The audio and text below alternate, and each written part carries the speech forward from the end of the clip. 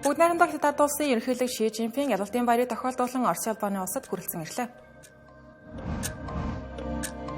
Америк нэгдсэн улсын ерөнхийлөгч Дональд Трамп Европын орнуудын жишгийг даган дэлхийн 2 дугаар дайны ялалтын өдрийг тэмдэглэх тунхаг гаргасан байна. Орос, Хятад, Америк зэрэг улс орнууд энэтхэг болон Пакистан улсын хоорондох мөргөлдөөний шийдвэрлэхэд зуршлаг хийх хүсэлтэй байна. Бүгд найрамдах Хятад улсын Төв банк мөнгөний зөөлөн бодлого баримтлагаа зарлаж бодлогын хүүгээ буурууллаа. Арам тэргээ үзэгчтэй Тэнгэр телевизийн гадаад мэдээний хөтөлбөр та бүхэнд хүрч байна. Тэгэхээр дахин дөрвөж байгаа цаг үеийн мэдээлэлээс тамил өргөх болно.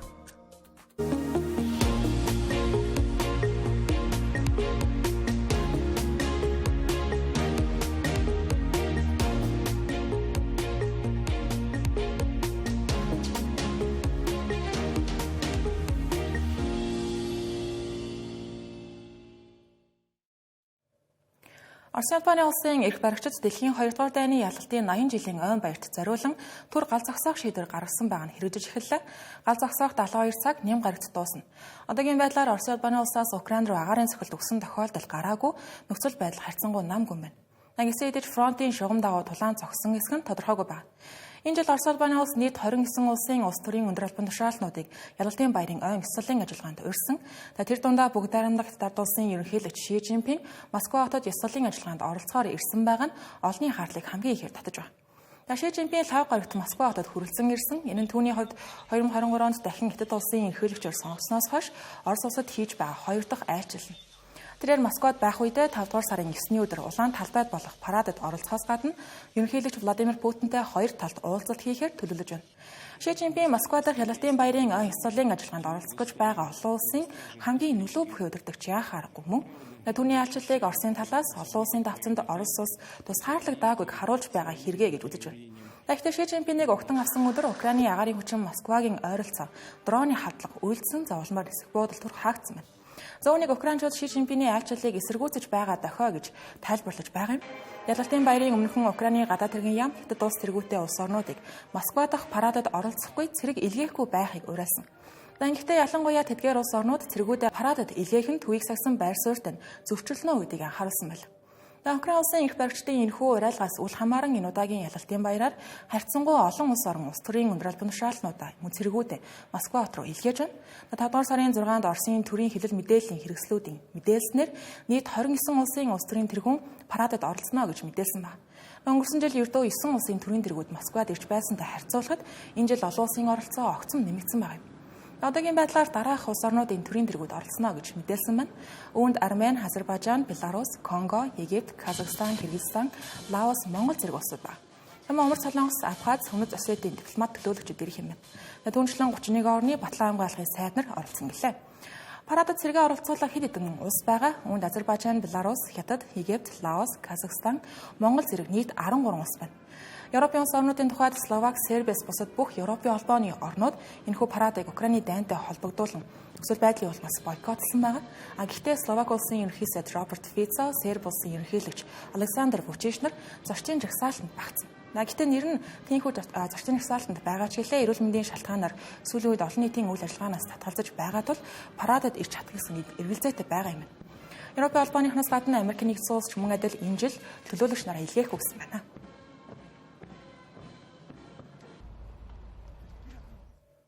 Америк нэгдсэн улсын ерөнхийлөгч Дональд Трамп Европын орнуудын жишгийг даган дэлхийн 2 дугаар дайны ялалтын өдрийг тэмдэглэхээр 5 дугаар сарын 8-ны өдрийг ялалтын баяраа гэж зарласан мөнх өдрийг үндэсний баяр болгон тэмдэглэх тунхаг гаргасан байна.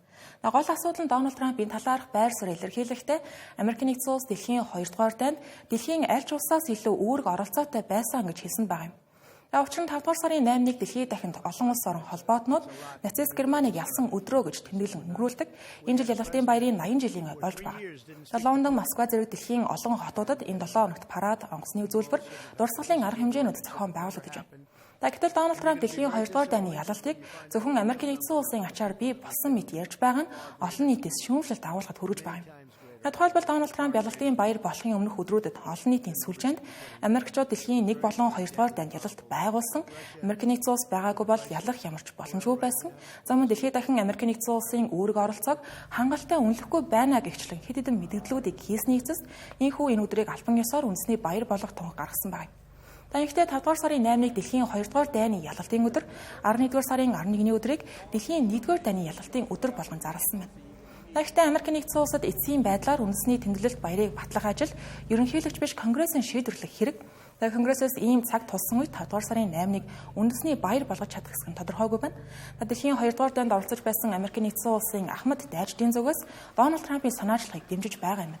2024 оны байдлаар дэлхийн 2 дугаар дайнд оролцсон 16.4 сая Америк Ахмад Дайчдаас 66 мянган амьд зэрэг байгаа юм байна.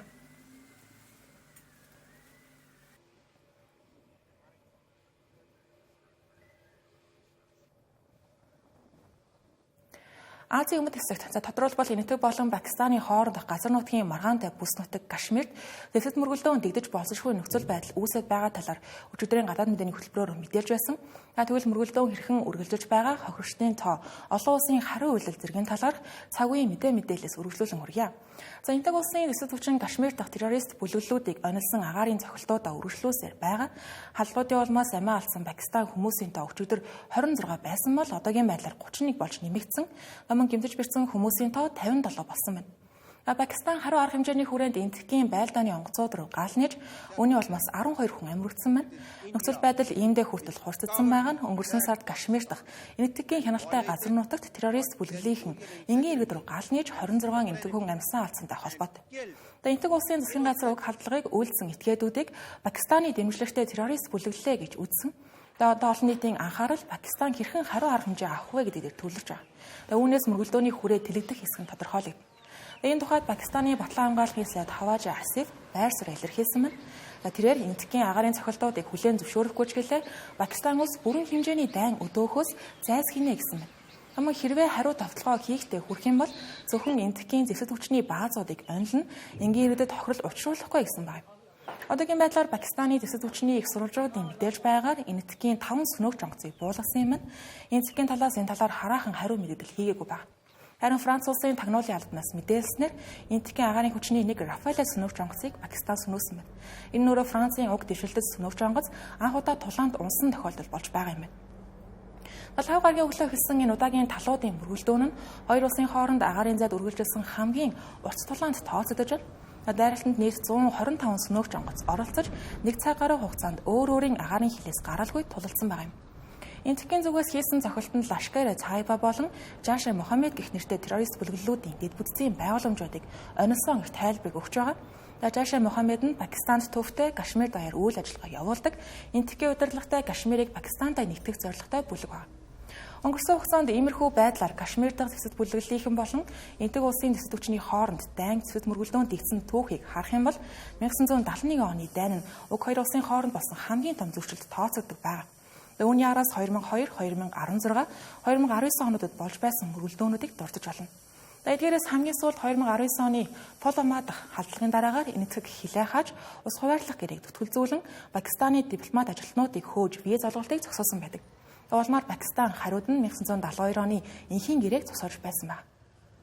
Энэ удаагийн хорцогдмол байдлыг намжаахад олон улсын оролцоо дипломат яриаг хэлэлцээ чухал үүрэгтэй байх нь бол мэдээж одоогийн байдлаар Орос, Хятад, Малайз, Америк, Иран зэрэг хэдэн улс зуршлах санал тавьсан байна. Тухайлбал Оросын албаны улсын гадаад хэргийн сайд Сергей Лавров, Пакистаны гадаад хэргийн яамны сайд Ишак Дартай ярилцаж нөхцөл байдлыг улс төрийн замаар шийдвэрлэхэд Москва бэлэн байгаа гэсэн байна. Мөн Малайз улсын ерөнхий сайд Анвар Ибрахим шудраг хараат бус мөрдөн шалгалт хийх тухай Пакистаны уриалгыг дэмжиж хэрэгтэй бол зуршлах үүрэг гүйцэтгэх боломжтой гэж мэдэгджээ. Энэтхэг болон Пакистантай аль алинтай нь ойр харилцаатай байдаг Иран улсын хувьд мөн адил зуршлах санал тавьсан байна. Энэтхэг улсын эрх баригчид 3 дахь орны оролцоог эсэргүүцсээр ирсэн шиглээ түүхэндээ дайн болон мөргөлдөөнөөс гарсан дуршлагууд нь гадаадын зуучлалын ачаар болсон байдаг. Тухайлбал 1965 оны дайн Зөвлөл улбаад улсын зуучлалаар Ташкентийн тунгалал гарын үсэг зураг өндөрлсөн. Мөн 1999 оны Каргилийн дайны үеэр Америк нэгдсэн улсын ерөнхийлөгч Билл Клинтон Пакистаныг олон улсын тусгааралтай нүүр тулах аюултайг сануулж зовлмаар цэргүүдэд татан буулгасан байдаг. Зөрчил маргааны гол бай болоод байгаа Кашмирийн тухайд энэтхэг болон Пакистан ямар байр суурьтай байгаа вэ тухай тодруулах юм бол энэтхэгийн тал Кашмирийн асуудлыг зөвхөн хоёр улсын хоорондох маргаан гэж үзэж байна. Тиймдээч 3 дахь орны оролцоог тэнцвэрийг алдагдуулна гэж үзэж байгаа юм байна. Харин Пакистан олон улсын хамтын нийгэмлэг тэр дундаа нэгдсэн үндэсний байгууллагын оролцоог дэмжиж байгаа юм байна.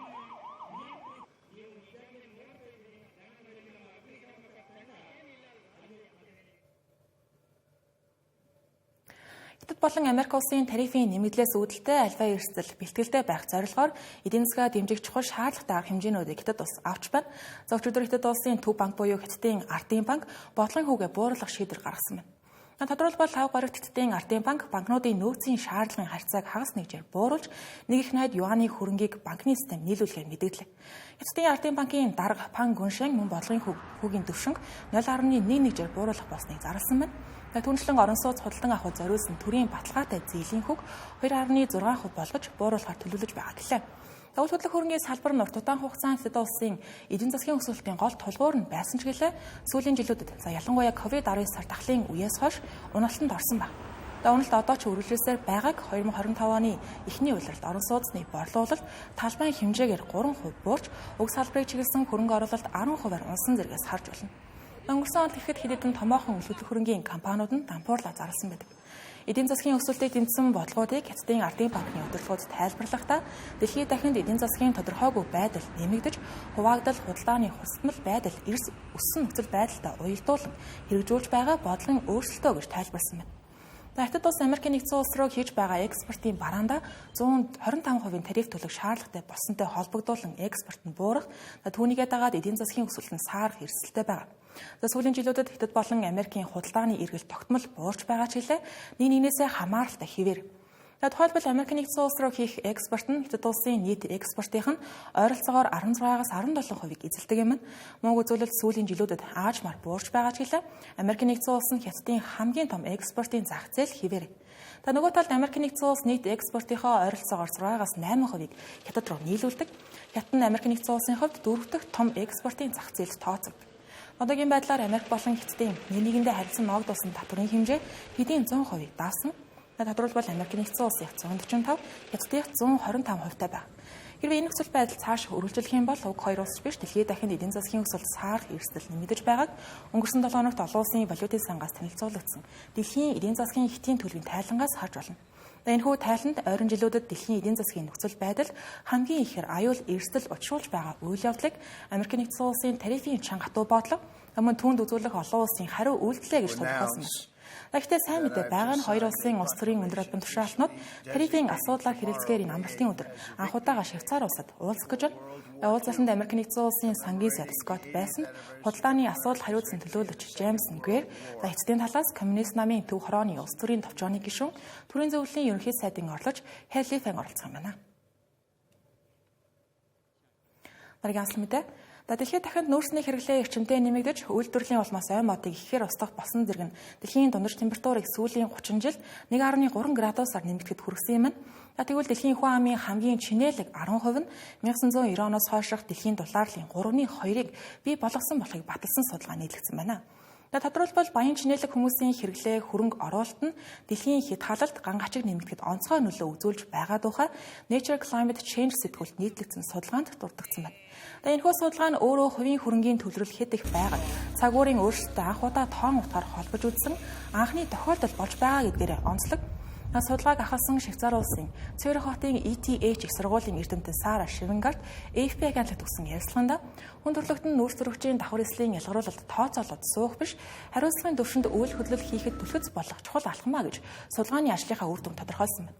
Судалгааны үр дүнг цааш дэлгэрэнгүй харах юм бол дэлхийн хүн амын дундаж давхрынхантай харьцуулахад хамгийн чинээлэг 1% нь хэд халалтанд 26 дахин их, харин Амазоны шингэн ойн ган гачигт 17 дахин их нөлөөсөн байна. Мөн Хятад Америкийн иргэдийн чинээлэг 10% нь дэлхийн нийт нөөц төрөгчийн бохирдлын тал хувийг бүрдүүлж, тэдний ялгаруулсан хүлэмжийнх нь хэд халалтыг 2 дахин нэмэгдүүлсэн байна. Түүнчлэн халуун уур амьсгалтай бүсүүд болох Амазон, Зүүн өмнөд Аз, өмнөд Африк зэрэг дэлхийн хамгийн бага ялгаруулалттай бүс нутгууд хамгийн их нөлөөлөлд өртөж байгааг тодорхойлсон байна.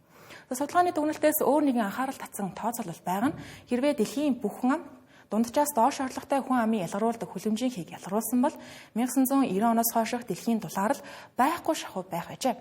Энэхүү тэнцвэргүй байдлыг засах нь уур амьсгалын өөрчлөлтийн эсрэг бодлого шийдвэрүүдийг шударга үр дүнтэй байлгах гол хүчин зүйлээ гэдгийг судлаачид зөвлөж байна. Ингэхдээ нүүрс төрөгч ихээр ялгаруулдаг бизнесүүдэд ногдуулж байгаа татваруудыг нэмэх, тэдгээр бизнесүүдэд чиглэсэн хөрөнгө оруулалтыг бууруулах зэрэг нь хамгийн үр дүнтэй шийдэл байж болох юм байна. Судалгааны багийнхан тэдгээр нийгмийн баян чинээлэг давхаргаас цуглах хөрөнгө мөнгийг бага орлоготой ядуу буурай улс орнуудын уур амьсгалын өөрчлөлтөнд дасан зохицох ажил зохицуулахыг зөвлөж байна. Судлаачид тооцоолол хийхдээ дэлхийн хүн амыг орлогын ангиллаар нь ялгасан эдийн засгийн тоо баримт болон цагуурийн загварчлал ашиглан хөрөнгө оруулалт амьдралын хэв маягийн ялгаатай хэрэглэнээс шалтгаалсан цагуурийн онц ноттой үзэгдлүүд нөлөөг тодорхойлсон байна. Уг судалгаа нь үндсэндээ ур амьсгалын өөрчлөлттэй холбоотой бодлогод нийгмийн баян чинээлэг давхрыг онилох ёстойг баталсан хэрэг болж байна. Тэнгэр телевизийн гадаад мэдээний хөтөлбөр үргэлжилж байгаа. Хөтөлбөрийн хэсэгт зарим мэдээллийг товчоор хүргэнэ.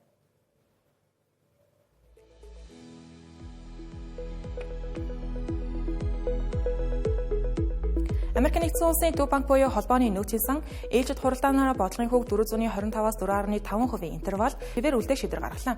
Ингэхдээ ерөнхийлөгч Дональд Трампын санаачилсан өндөр тарифууд инфляц болон эдийн засгийн уналтын эрсдлийг нэмэгдүүлж байгаа талаар албаныхан анхааруулсан байна.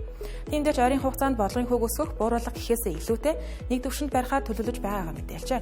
Өнгөрсөн онд холбооны нөөцийн сан инфляц намжсны дараа хүүг 1%-аар бууруулсан ч сүүлийн 3 хуралдаанд өөрчлөлт хийгээгүй байна.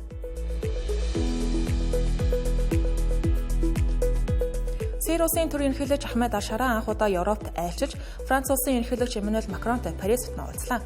Макрон түүнийг бүх шашин бүлгийн хүмүүсийг ялгалгүй хамгаалахыг уриалж, Сирийн цөөнхийн эсрэг халдлагуудыг зогсоох нь Сирийн шинэ засгийн газрын хувьд юун түрүүнд анхаарах ёстой зүйл болохыг нь хэлсэн байна. Мөн тэрээр Сирийн эсрэг авсан хоргийг шатараад зөөлрүүлэх боломжийг үүсгэсэнгүй. Парис хотод айлчлалынхаа үеэр Ахмед Аль-Шара Сирийн засгийн газар Израилтэй дам харилцаж, хурцлол байдлыг намжих яриа хэлэлцээ хийж эхэлсэн гэдгээ хэлсэн байна.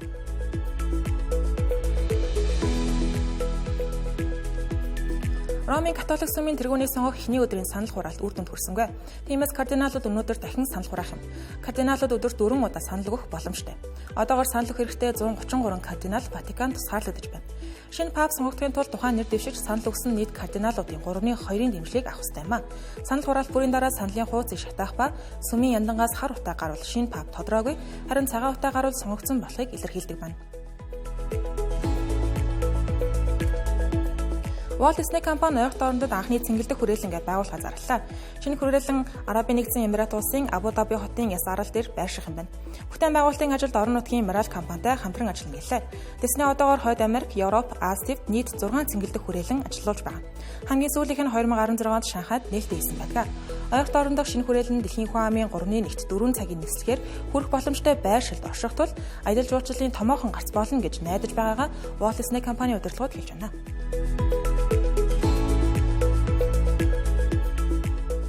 Тэнгэр телевиз гадаад мэдээний хөтөлбөр та бүхэнд үзүүлэлээ. Анхаарлаа хандуулсан явдал баярлалаа.